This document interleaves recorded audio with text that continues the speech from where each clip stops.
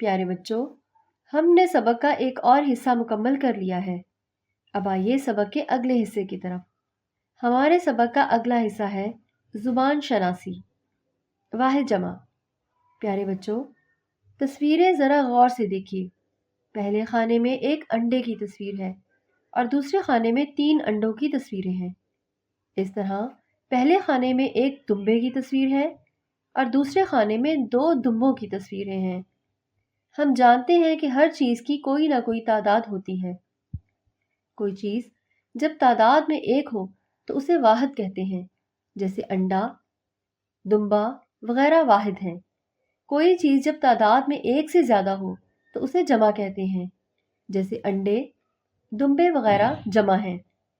جمع بنانے کا طریقہ: جب واحد سے جمع بناتے ہیں تو اس کی شکل بدل جاتی ہے۔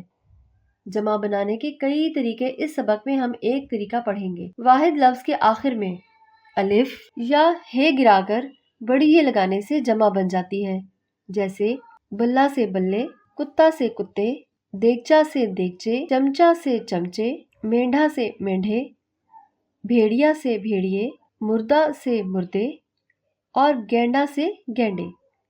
پیارے بچوں، ان مثالوں کے ذریعے سے آپ نے واحد جمع کا تصور اچھی طرح سمجھ لیا ہوگا۔ آئیے اب سرگرمی کریں۔ سوال نمبر 6، واحد جمع کی پہچان کرتے ہوئے درست لفظ سے خالی جگہ پر کیجیے۔ الف، 1 برآمدے میں اور 2 کمرے میں لگے تھے۔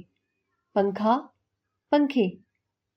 بچوں، جب خالی جگہ پر کریں گے تو جملہ کچھ یوں بنے گا: 1 پنکھا برآمدے میں اور 2 پنکھے کمرے میں لگے تھے۔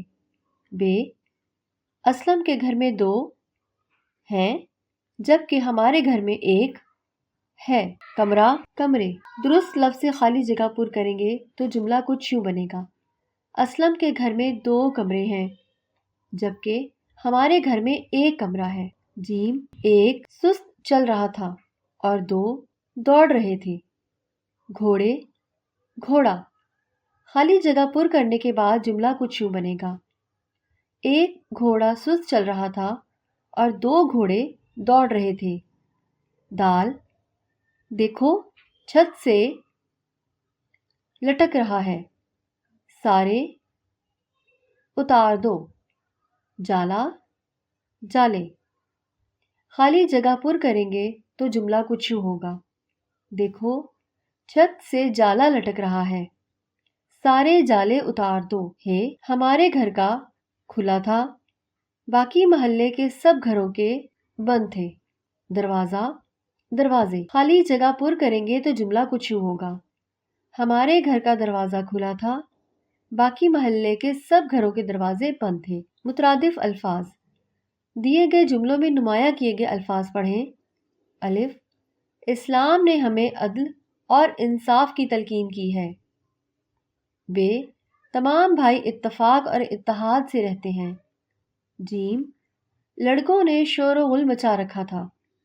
اوپر دیے گئے جملوں میں نمایاں کیے گئے الفاظ یہ ہیں: عدل اور انصاف، اتفاق اور اتحاد، شور اور غل۔ ہر جملے کے نمایاں الفاظ کے معنی ایک دوسرے سے ملتے ہیں۔ بات میں زور پیدا کرنے کے لیے بعض اوقات جملوں میں ایسے الفاظ لاتے ہیں جو معنی کے لحاظ سے ایک دوسرے سے قریب ہوتے ہیں۔ وہ الفاظ جو معنی کے لحاظ سے ایک دوسرے سے ملتے جلتے ہوتے ہیں انہیں مترادف الفاظ کہتے ہیں۔ سوال نمبر 7، نمایاں کیے گئے الفاظ کے مترادف کی پہچان دیے ہوئے الفاظ میں سے کیجیے اور انہیں نمایاں الفاظ کی جگہ استعمال کر کے جملہ دوبارہ لکھیے۔ گھر، پیڑ، شاخ، گانا، شور مچانا۔ الف، ہمارے گھر کے قریب آم کا ایک درخت ہے۔ پیارے بچوں، اس جملے میں درخت کا مترادف لفظ کیا ہوگا؟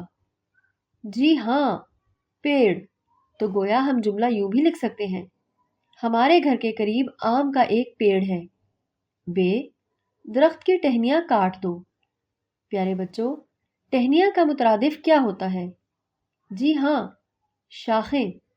تو گویا ٹہنیوں کی جگہ شاخیں بھی لکھ دیا جائے تو جملے کا مفہوم وہی رہے گا: درخت کی شاخیں کاٹ دو۔ جیم، یہ ہمارا مکان ہے۔ اس جملے میں ہم مکان کا مترادف لفظ گھر بھی لگا سکتے ہیں۔ اگر مکان کا مترادف لفظ گھر لگا دیا جائے تو جملہ کچھ یوں ہوگا: یہ ہمارا گھر ہے۔ دال، لڑکوں نے گیت گایا۔ گیت کا مترادف ہوتا ہے گانا۔ گیت کی جگہ گانا لفظ لگا دیا جائے تو جملہ کچھ یوں ہوگا: لڑکوں نے گانا گایا۔ ہے، بچے چلا رہے تھے۔ پیارے بچوں، چلانا اور شور مچانا ہم معنی یا مترادف الفاظ ہوتے ہیں۔ گویا ہم جملہ کچھ یوں بھی بنا سکتے ہیں: بچے شور مچا رہے تھے۔